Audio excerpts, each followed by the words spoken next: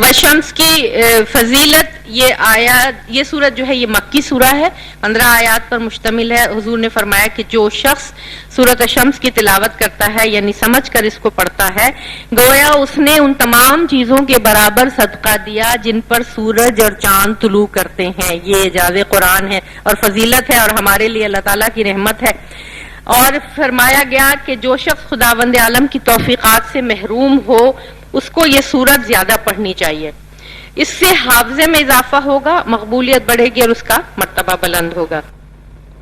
جس کا رزق کم ہو اور توفیق میسر نہ ہو اور نقصانات کاروبار میں خسارہ زیادہ ہوتا ہو، اس کو یہ سورت ہمیشہ زیادہ پڑھنی چاہیے۔ مختصر سے سورہ، اس کو یاد کر لیں زبانی تو اس کی تلاوت، اس سورت کو لکھ کر دھوئے اور اس کا پانی پیے تو دل کی دھڑکن سے محفوظ رہتا ہے انسان۔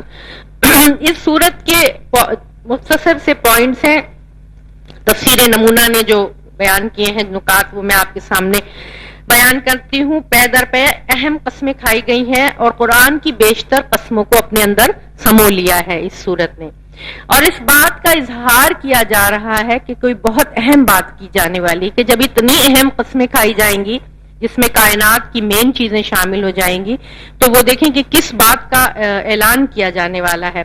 10ویں اور 11ویں قسم میں نفس انسانی اور اس کے بنانے والے کی قسم ہے۔ 3 جگہ اللہ تعالیٰ نے اپنی ذات کی قسم اپنی کریشن کے حوالے سے کی ہے۔ ایک تو ارض وما تہاہا، سمائے وما بناہا، آسمان کو بنانے والا، آسمان اور اس کو بنانے والا، زمین اور اس کو بنانے والا، اور نفس کو درست کرنے والا۔ یہ 3 جگہ ذات پروردگار نے اپنی قسم اپنی کریشن کے ساتھ اس نے قسم کھائی ہے، جس سے ہمیں یہ پتہ چلتا ہے کہ یہ کتنی اہم بات ہے کہ انسان کے تزکیہ نفس کو اللہ تعالیٰ نے کس مقام پہ رکھا ہے۔ اور جیسے ہم نے دیکھا پچھلے لیکچرز میں بھی کہ بعثت کا مقصد کیا ہے۔ بعثت کا مقصد سورہ جمعہ کی آیت نمبر 2 میں ہم دیکھتے ہیں، هو الذی بعث فی الامیین رسولا منہم یتلو علیہم آیاتہ ویزکیہم ویعلمہم الکتاب والحکمہ وان کانوا من قبل لفی ضلال مبین۔ وہی تو وہ ذات ہے جس نے امیین میں سے رسول کو مبعوث فرمایا کہ جو ان پر اس کی آیات کی تلاوت کرتا ہے، جو ان کے نفوس کا تزکیہ کرتا ہے، جو ان کو کتاب کی تعلیم دیتا ہے اور جو ان کو حکمت کی تعلیم دیتا ہے، اور اس سے قبل تم کھلی ہوئی گمراہی میں تھے۔ تو تزکیہ نفس رسالت کے 4 اہم کاموں میں سے ایک اہم کام ہے۔ 4 اہم کام کیا ہے؟ آیات الہی کی تلاوت، نفوس کا تزکیہ، کتاب کی تعلیم اور حکمت کی تعلیم۔ نفوس کا تزکیہ کا مقام اتنا اہم ہے کہ یہ اسی طرح ہے کہ جیسے زمین کو گوڈی کر کے اور اس میں کھاد ڈال کے اور پانی ڈال کے اور اس کو نرم کر لیا جائے تاکہ اس میں پھر فصل اگائی جا سکے۔ تو تزکیہ نفس ہمارے نفسوں کی وہ زمین ہے جس کو ہم تیار کرتے ہیں اس لیے کہ اس میں ایمان کی فصل اگائی جا سکے اور اس میں سے عرفان کے پودے نکلیں، اور اس میں سے ہم اللہ تعالیٰ کی ذات کے قرب الہی کے پھل ہم اس میں سے حاصل کر سکیں۔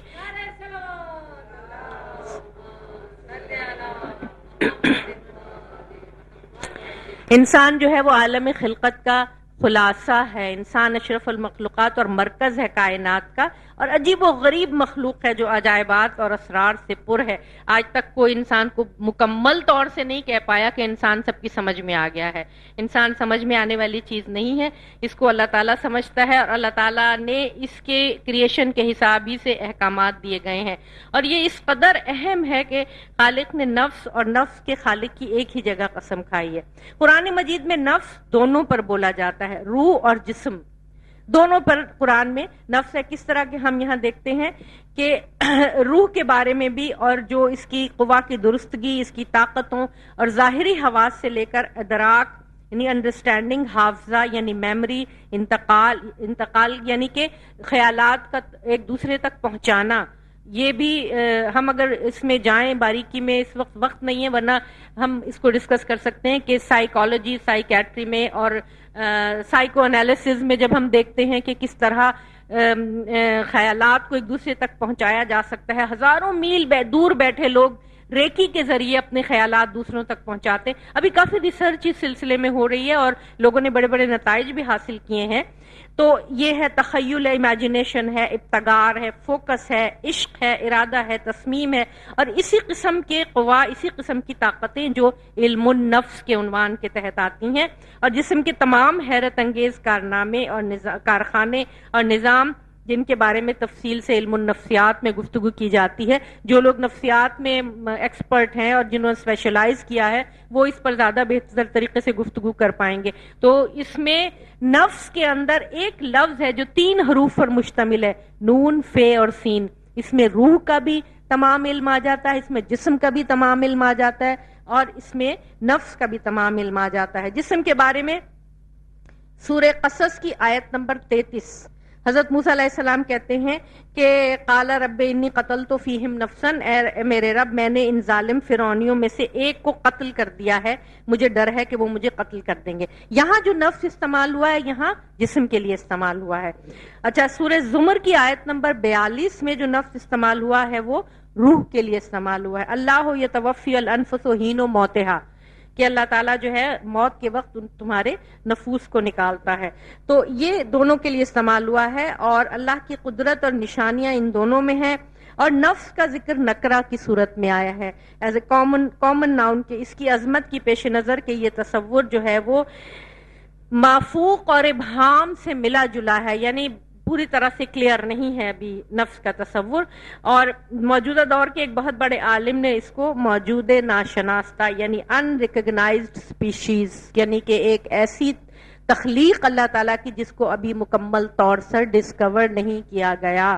جتنی بھی انسانوں کی صلاحیتوں کو ابھی تک ڈسکور کیا گیا ہے وہ مکمل طور پر نہیں. کہتے ہیں کہ ہم اپنے دماغ کا صرف 7 یا 8% حصہ استعمال کرتے ہیں اور باقی حصہ جو ہے ہم استعمال ہی نہیں کرتے.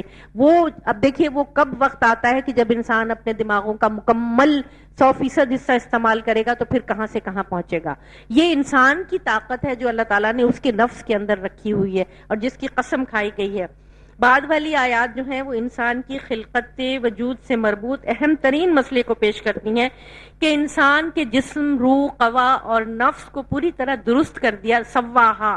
جب درست کر دیا، ان کو آرگنائز کر دیا، تو پھر ان کو فجور اور تقوی کا الہام کیا. پھر ان کو یہ بتایا کہ بھلائی کیا ہے اور برائی کیا ہے، نیکی کیا ہے اور بدی کیا ہے. اور الہام نگلنے یا پوری طرح پہننے کے معنی میں ہے.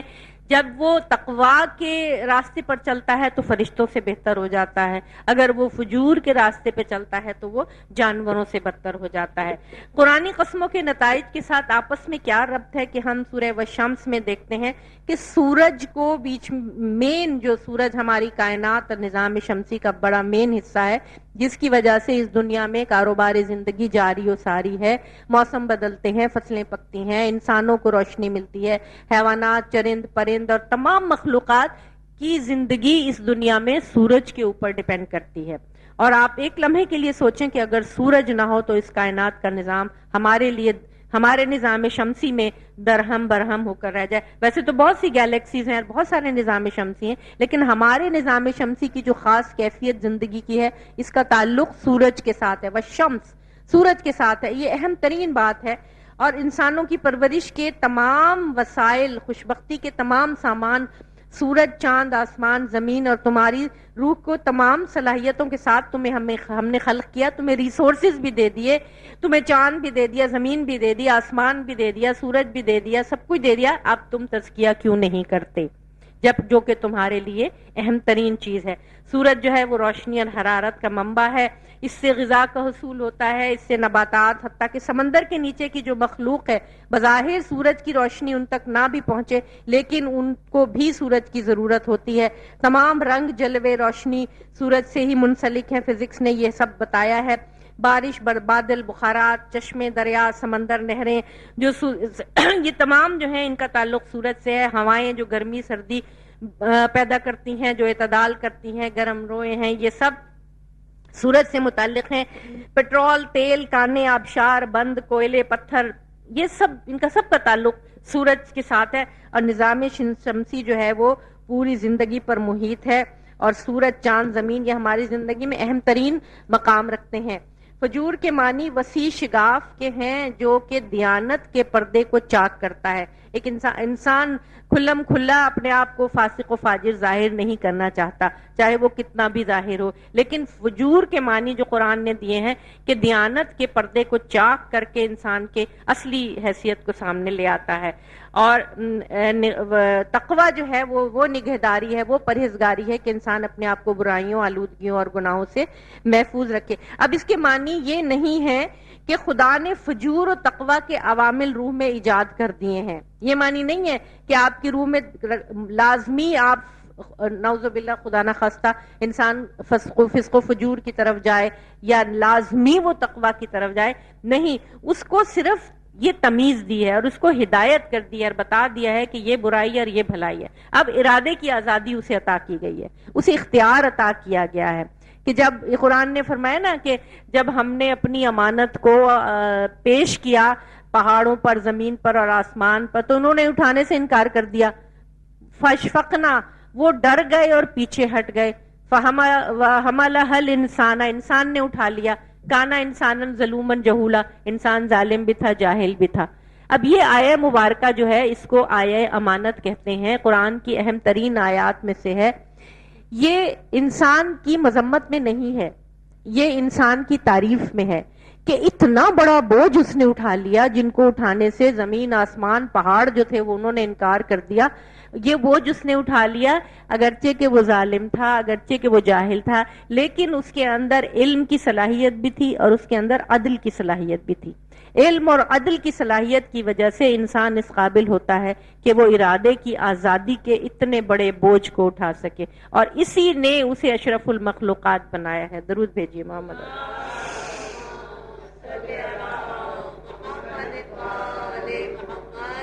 عقل اور وجدان کی نعمت جو ہے وہ اللہ تعالیٰ نے انسان کو جو عطا کی ہے، یہ بے شمار نعمتیں جو ہیں ان میں سے اہم ترین نعمت ہے. یہ نعمت انسان کی زندگی بگاڑتی ہے یا انسان کی زندگی بناتی ہے. جس نے اپنے قد افلح من زکاہا، جس نے اپنے نفس کا تزکیہ کر لیا، اس نے فلاح پالی، اس نے کامیابی، نجات حاصل کر لی.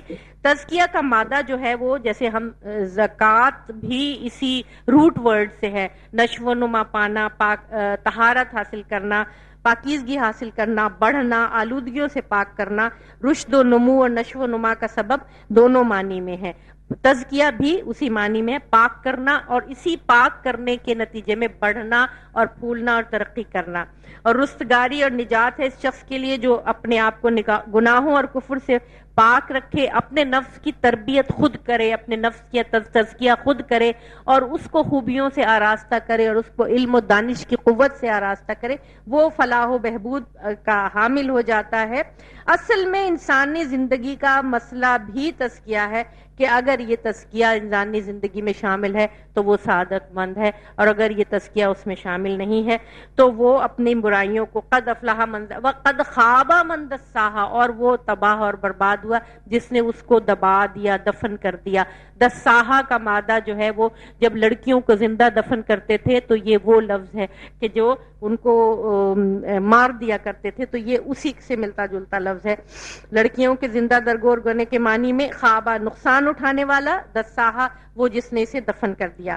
اہل تقوی اپنے آپ کو آشکار کرتے ہیں اور اہل فجور اپنے آپ کو چھپاتے ہیں. عرب کے زمانے میں یہ رواج تھا کہ جو مال و دولت کے حامل لوگ ہوتے تھے وہ اپنے خیمے اونچی جگہ پر لگایا کرتے تھے تاکہ غریب اور فقیر اور ضرورت مند لوگ ان سے مانوس ہو سکیں اور خوف نہ کھائیں، اور وہ ان کے پاس آئیں اور وہ سخاوت کر کے ان کی ضروریات کو پوری کریں. اور جو بخیل اور کنجوس لوگ ہوتے تھے وہ اپنے آپ کو چھپا کے رکھتے تھے. ان معنوں میں بھی یہ آتا ہے کہ کبھی کبھی کہا گیا کہ گناہگار لوگ خود کو سولے لوگوں کے درمیان بھی چھپا لیا کرتے ہیں تاکہ ان کی حقیقت پر پردہ پڑا رہے اور کسی کو ان کے فسق و فجور کے بارے میں پتہ نہ چلے. تو تزکیہ نفس جو ہے وہ اطاعت خداوندی ہے، رشد و نمو ہے، اور فجور جو ہے وہ انواع و اقسام کے معاصی اور گناہ اور ان میں مبتلا ہونا ہے. تزکیہ نفس انسان جب حاصل کرتا ہے وہ اللہ کی توفیق کے بغیر حاصل نہیں کر سکتا. اس لیے توفیق طلب کرنا اور دعا مانگنا کہ تو ہمیں عطا کر، یہ بہت ضروری ہے. جب بندہ قدم اٹھاتا ہے تو پھر اللہ تعالیٰ اس کی تائید کرتا ہے اور پھر اس کو مختلف مدارج سے گزار کے تزکیے کی وہ اس منزل تک پہنچاتا ہے کہ جب اس کے لیے اطاعت خداوندی آسان ہو جاتی ہے، ذکر الہی میں لذت حاصل کرتا ہے، اور نماز میں اور عبادات میں فوکس اسے حاصل ہوتا ہے۔ یہ مدارج ہیں، اور کبھی یہ نہیں سمجھنا چاہیے کہ ایک وقت ہم چاہیں تو ہم فوراً اس مقام پر پہنچ جائیں، نہیں، صبر کے ساتھ، کیونکہ صبر کائنات کا مین مرکزی نقطہ ہے، ایک مرحلے سے دوسرے مرحلے، دوسرے مرحلے سے تیسرے مرحلے میں، اور ہمارے تو اتنے ہادی ہمارے امام ہمارا ہاتھ پکڑ کے آگے لے کے جاتے ہیں۔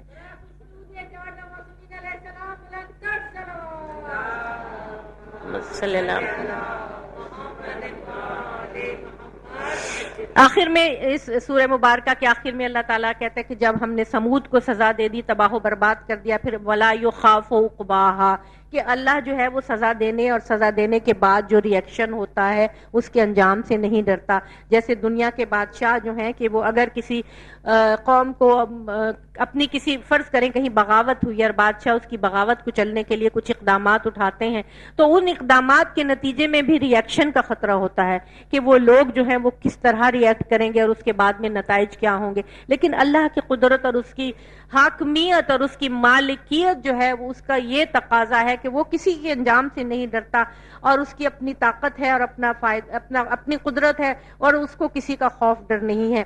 وہ تمام امور و عواقب پر احاطہ رکھتا ہے۔ اس کی قدرت میں حوادث کے برے نتائج کے مقابلے میں کسی قسم کی کمزوری یا ناتوانی کی آمیزش نہیں ہوتی، اور وہ انتہائی قاطعیت کے ساتھ انجام دیتا ہے، جس چیز کا ارادہ کرتا ہے اس کو کر دیتا ہے۔ اور اس کے بعد لوگوں کو ہم نے دیکھا، جیسے نیچے والے چارٹ میں آپ دیکھ رہے ہیں کہ یہ وہ اقوام ہیں۔ ہم تھوڑا سا ابھی آگے جا کے قرآن مجید کی آیات کے حوالے سے دیکھیں گے کہ کن کن آیات میں ان کے بارے میں اللہ تعالیٰ نے کہا ہے۔ مختصر آیات میں پوری قوم کی تاریخ بیان کر دی کہ وہ کس طرح تکذیب کرتے تھے، اور کس طرح ہم نے کسی کو چنگھاڑ سے، کسی کو آندھی سے، کسی کو پتھروں سے، اور کسی کو سیلاب سے ہم نے ان کو نیست و نابود کر دیا دنیا کہ وہ پروردگار جو طاقت اور قدرت کا یہ درجہ رکھتا ہے، اور جس کی مالک ملک ہونے میں کسی کا کوئی، ہم لوگوں کے ایمان کمزور ہو گئے ہیں کہ جو ہم ان باتوں کو سرسری لے دے کے گزر جاتے ہیں۔ قرآن میں موجود ہیں یہ سب کچھ، یہ تاریخ کا حصہ جو ہم نے شروع کے لیکچرز میں دیکھا تھا، قرآن میں جو تاریخ بیان کی گئی ہے وہ ہماری عبرت کے لیے جگہ جگہ کہا گیا کہ تم عبرت کیوں نہیں حاصل کرتے۔ ہم نے تاریخ اسی لیے بیان کی ہے تاکہ تم عبرت حاصل کرو۔ تو یہ سب اللہ تعالیٰ نے ہمیں، اب دیکھیے ہم یہاں دیکھتے ہیں کہ حضرت صالح علیہ السلام کی قوم کا ذکر ہے اس میں، جو کذبت ثمود بطغواہا۔ ہم آگے دیکھیں گے کہ دراصل وہ اونٹنی والا اس میں جو قصہ تھا وہ ہے، اس کا اشارہ کیا گیا ہے۔ حضرت صالح علیہ السلام نے انہیں آگاہ کر دیا تھا کہ عذاب 3 دن میں تمہیں گھیر لے گا، لیکن ان لوگوں نے توبہ کا راستہ اختیار کرنے کی بجائے ہٹ دھرمی اور سرکشی اختیار کی۔ یہ یعنی کہ یہ ان کی نافرمانی اور ان کے معاصی اور فسق و فجور میں مبتلا ہونے کی ایک اتنی خوفناک داستان ہے کہ وہ نکل کھڑے ہوئے اور حضرت صالح علیہ السلام کی تلاش میں کہ ہم نعوذ باللہ ہم ان کو ہلاک کر دیں گے کہ یہ ہمیں عذاب سے ڈراتے ہیں، اور ہوا پھر عذاب نے انہیں ایسے جا لیا کہ وہ نیست و نابود اس دنیا سے ہو گئے۔ اور یہ حدیث مبارکہ میں ہے کہ اس آدمی کا نام قدار بن سالف تھا۔ قوم سمود کا وہ شخص جس نے ناقہ صالح کی کونچیں کاٹ دی تھیں اور ناقہ صالح کو قتل کیا تھا، اس کا نام قدار بن سالف تھا۔ حضور صلی اللہ علیہ وسلم نے فرمایا کہ وہ بدبخت شقی قدار بن سالف تھا، اور ایک عبد الرحمن ابن ملجم آخر زمانے میں وہ ہوگا جو یا علی تمہاری داڑھی کو خون سے رنگین کرے گا۔ تو ان دونوں کے بعد قدار بن سالف کے بعد دیکھیں آسمانی بجلی کا عذاب آیا قوم سمود کے اوپر، اور عبد الرحمن ابن ملجم نے جو مولا کے سر پہ ضربت ماری۔ اس کے بعد کیا عذاب آیا؟ بنی امیہ کی ظالم حکومت کا عذاب مسلمانوں پر مسلط ہوا، یہ وہ عذاب آیا، یہ احادیث مبارکہ نے بتایا۔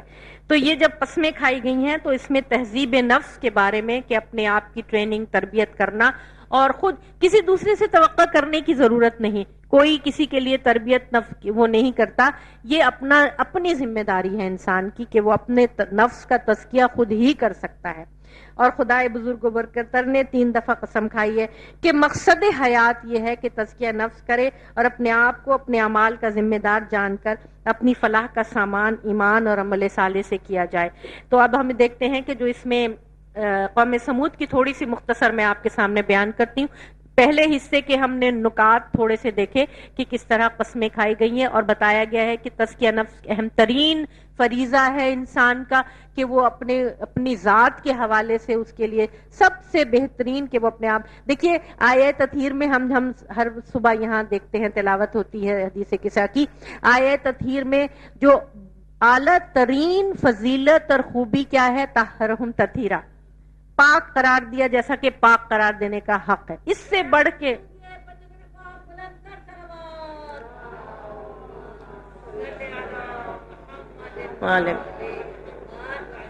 اس سے بڑھ کے کوئی فضیلت دنیا میں نہیں، نہ کوئی دولت، نہ کوئی مال، نہ کوئی عزت، نہ کوئی سونا، نہ چاندی، نہ صحت، نہ زندگی، نہ جوانی، نہ اقتدار، نہ حکومت، اس سے بڑھ کے کوئی فضیلت نہیں۔ جب قرآن نے وہ اعلیٰ ترین درجہ بتا دیا جو اہل بیت اطہار کے لیے، طہرہم تطہیرا، اور اسی حوالے سے ہم دیکھتے ہیں کہ حیات انسانی کا اعلیٰ ترین مقصد اور اس کی اعلیٰ ترین معیار اور منزل جو ہے وہ تطہیر و تزکیہ نفس ہونی چاہیے۔ تطہیر و تزکیہ نفس اور پاکیزگی، جس طرح ہم اپنے جسموں کی پاکیزگی اور صفائی کا خیال رکھتے ہیں، اپنے گھروں، اپنے محلوں کی، اپنے ارد گرد کے لوگوں کی زینت اور ڈیکور کا خیال رکھتے ہیں، اسی طرح ہمارے نفوذ کے تزکیہ جو ہے وہ اعلیٰ ترین منزل پر پہنچنا چاہیے۔ قرآن کا یہ تقاضا ہے اور انسان کے لیے الہامی ہدایت کا یہ مقصد ہے۔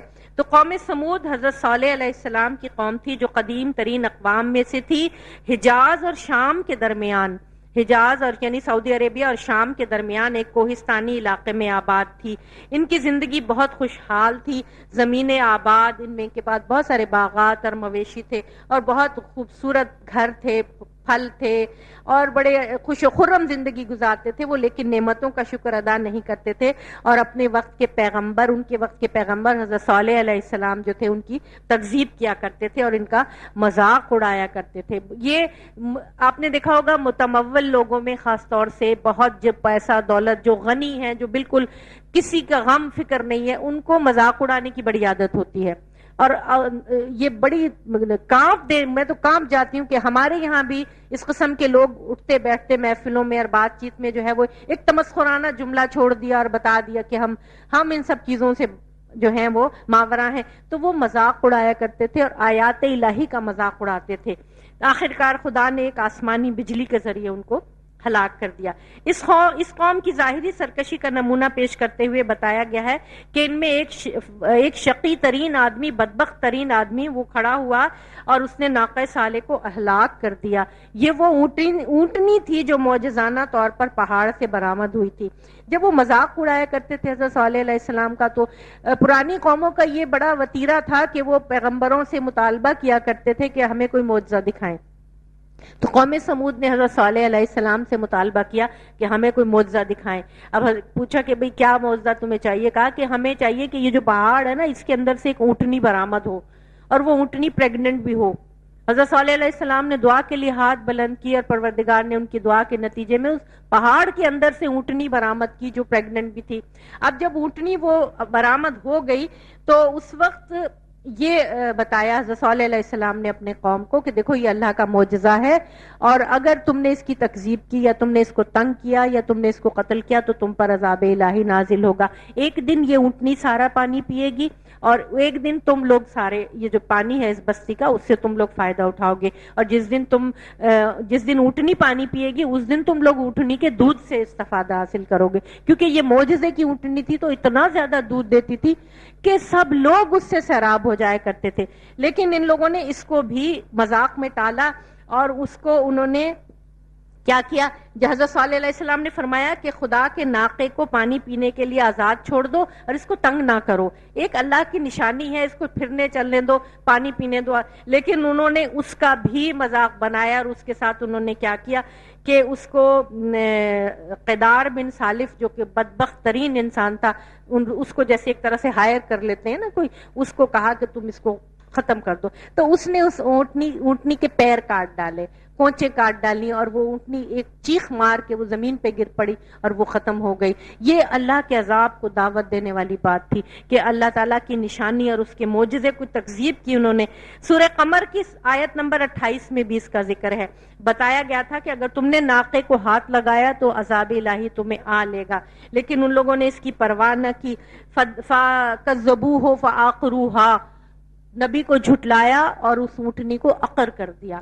عقر کا لفظ استعمال ہوا ہے، جڑیں کاٹ دیں، کونچیں کاٹ دیں، مار ڈالا. ان کے پروردگار نے ان کو اس گناہ کی سزا میں عذاب دیا اور نابود کر دیا اور ان کو ختم کر دیا اور اس سرزمین کو بالکل لیول کر دیا، ہموار کر دیا. سائقہ وہ بجلی تھی اور وہ اتنی خوفناک تڑپتی ہوئی بجلی تھی جس نے ان کو گھیر لیا اور پھر ان کو ان کی زمین کو ہلا کر زلزلے سے ان کے گھر جو تھے وہ ان کے قبر بن گئے. جن گھروں میں تھے وہ گھر مسمار ہو گئے اور وہ گھر جو تھے وہ قبروں میں تبدیل ہو گئے. فدمدمہ جو ہے وہ عذاب کے معنوں میں آیا ہے اور کبھی ہلاک کرنے کے اور کبھی عذاب مکمل سزا کے. فدمدمہ علیہم، کوٹنا، جڑ سے نکال پھینکنا، نرم کرنا، غضبناک ہونا، احاطہ کرنا، یہ تمام ان معنی میں آیا ہے کہ جو اس قوم کو کوٹ کر اور اس کو جڑ سے اس کی نکال کر اس کو ختم کر دیا، تباہ کر دیا. بہت سی اقوام آثار عذاب کے وقت پشیمان ہوئی، توبہ مانگ کرنے لگی، لیکن یہ وہ بدبخت قوم تھی سمود کی کہ جب آثار عذاب دیکھے تو تلاش میں نکل کھڑے ہوئے کہ یہ کہاں ہیں، ہمارے پہ عذاب لا رہے ہیں، ہم ان کو نعوذ باللہ ہلاک کر دیں گے. یہ روح البیان تفسیر میں بیان کیا گیا ہے. اور یہ خدا و پیغمبر کے مقابلے میں اس قوم نے سرکشی کی انتہا کر دی تو اللہ تعالیٰ نے حضرت صالح علیہ السلام کو نجات دی اور اس قوم کا نام و نشان تک مٹا دیا اس دنیا سے. اور یہ عذاب کی جو ہیں عذاب کے یہ علاقے جن پہ عذاب نازل ہوا تھا، لوگ جب زیارات کرنے مڈل ایسٹ کی طرف جاتے ہیں تو اکثر قافلوں کو جب بائی روڈ جاتے ہیں تو وہاں سے گزارا جاتا ہے تو استغفر اللہ ربی واتوب الیہ پڑھ پڑھ کے وہاں سے تیزی سے گزر جاتے ہیں. حکم ہے کہ ان جگہوں پہ ٹھہرو مت، جہاں جن زمینوں پر عذاب الہی نازل ہوا ہے ان زمینوں پر مت ٹھہرو، وہاں سے اگر راستے سے گزرنا پڑے تو تیزی سے گزر جاؤ کہ اللہ تعالیٰ محفوظ رکھے ہم سب کو. تو یہ ہم دیکھتے ہیں کہ ابن عباس سے روایت ہے کہ سورج جو ہے وہ اس سے مراد اولین مراد جناب رسول خدا صلی اللہ علیہ وآلہ وسلم.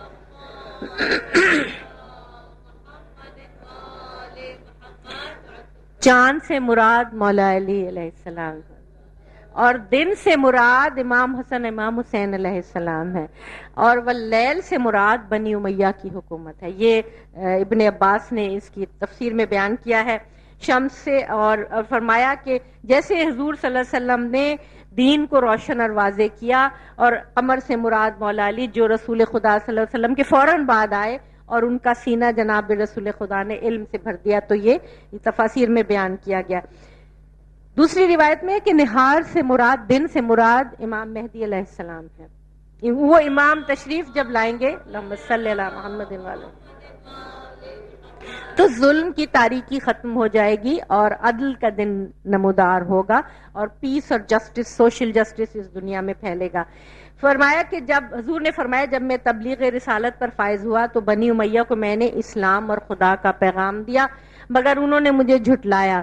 پھر میں نے بنی ہاشم کو دعوت دی تو انہوں نے میری حمایت کی اور حضرت ابو طالب نے میری حمایت کی اور ان کے بیٹے نے میری حمایت کی، مگر ایمان کو حضرت ابو طالب نے اپنے دل میں چھپائے رکھا. ہم آخری جو ہمارا لیکچر ہوگا اس میں انشاءاللہ حضرت ابو طالب اور جناب خدیجۃ الکبریٰ کے بارے میں گفتگو کریں گے.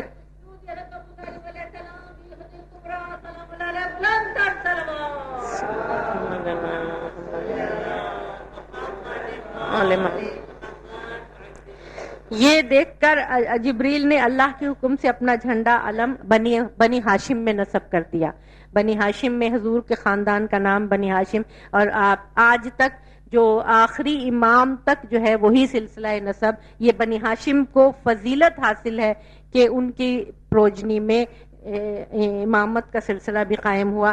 اور ہم بنی ہاشم میں اللہ تعالیٰ کا جھنڈا گاڑا گیا اور ابلیس نے اپنا جھنڈا بنی امیہ میں گاڑ دیا اور جس کی تاریکی اور جس ظلم و ستم سے تاریخ کے تمام صفحے جو ہیں وہ خون آلود ہوئے ہیں، جن کا ذکر ہم کرتے ہیں تو آج تک ہم اشک آلود ہیں، روتے ہیں بنی امیہ کے مظالم. تو ابلیس نے اپنا جھنڈا بنی امیہ میں گاڑ دیا تھا، تو وہ اور ان کی اولاد، ہماری اولاد تا قیامت جو ہے وہ دشمن رہے گی، یہ فرمایا. اچھا، جب کہا گیا کہ وَالْأَرْضِ وَمَا طَحَاهَا، تو تہا کے معنی کسی چیز کو دھکیلنا ہوتا ہے. اس سے زمین کی حرکت محوری ثابت ہوتی ہے کہ زمین اپنے آربٹ کے گرد جو گھومتی ہے دھکیل کر. یہ قرآن کی اس آیت سے، اس اشارے سے جو ہے وہ اتنی بڑی سائنسی حقیقت ظاہر ہوتی ہے کہ زمین جو ہے وہ اپنے محور کے گرد گھومتی ہے. دوسرے معنی جو ہیں وہ بچھانے کے ہیں کہ اس سے پہلے زمین پانی میں غرق تھی، آہستہ آہستہ پانی نیچے بیٹھتا گیا، اور خشکی کے حصے جب ہم سائنس کی اس میں دیکھتے ہیں کہ کس طرح اس کائنات بگ بینگ، کس طرح اس کائنات کا آغاز ہوا کہ دھواں تھا، اس کے بعد پانی تھا، پھر پانی جذب ہونا شروع ہوا اور زمین